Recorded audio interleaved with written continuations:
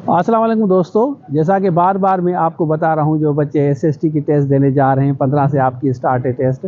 तो इसमें मैं आपको कुछ चीज़ें बताऊंगा। एक तो नेगेटिव मार्क के बारे में हम डिस्कस करेंगे, टोटल एमसीक्यूज कितने आएंगे वो हम डिस्कस करेंगे, और उसके साथ साथ मैं आपको बताऊंगा कि आपको जो क्वेश्चन नहीं आ रहे हैं वो स्किप करने हैं या उन्हीं क्वेश्चन पे आपको अटेम्प्ट करना है।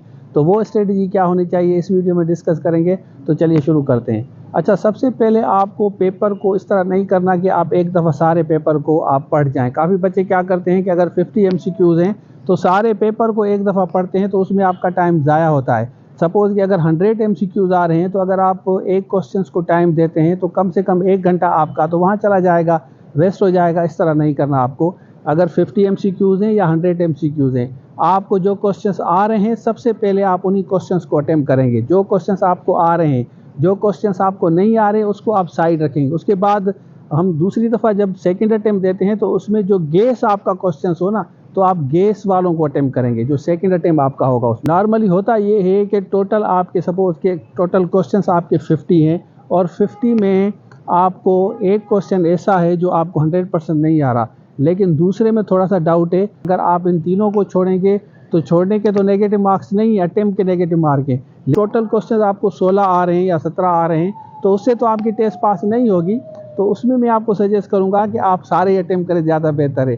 सेकंड टाइम ये होता है कि कुछ बच्चों को सपोज कि अगर आपको टोटल क्वेश्चन 100% कन्फर्म है 50 क्वेश्चन में से, तो फिर आप दूसरे रिमेनिंग जो क्वेश्चन है उसको अटेम्प्ट ना करें। लेकिन अगर आपको आई टोटल क्वेश्चंस 15-20 रहे हैं तो फिर तो आपको सारे के सारे अटेम्प्ट करना चाहिए, क्योंकि 15 अगर आपके करेक्ट है तो फिर तो आप नहीं कर सकते। तो ज़ाहिर है नेचुरली आपको तुक्का लगाना पड़ता है। तो ये उन बच्चों के लिए है जिन्होंने तैयारी नहीं की।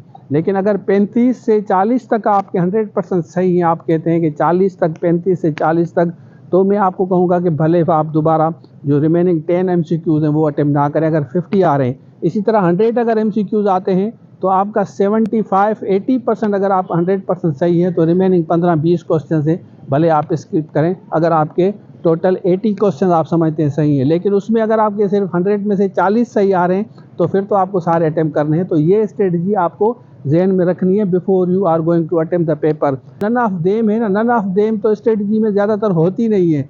जब भी क्वेश्चंस में ऑल ऑफ देम आए ना, किसी भी क्वेश्चन में ऑल ऑफ देम आता है, क्योंकि सारों में ऑल ऑफ देम नहीं होता। जिस भी क्वेश्चंस में first time all of them आ जाए ना, 99% आपको कंफर्म होता है कि ये ऑल ऑफ देम ही होगा, क्योंकि पेपर सेटअप की साइकोलॉजी ये होती है कि आपको देम तब देता है जब उसमें सारे ऑप्शंस मिलते हैं। तो ये छोटी सी वीडियो थी, मैंने बेहतर समझा। अब आप कमेंट्स में सवाल कर सकते हैं, मैं कोशिश करूंगा कि उस पर भी वीडियो बनाऊं। तो ये था आज के लिए। Thank you so much. अल्लाह हाफिज़।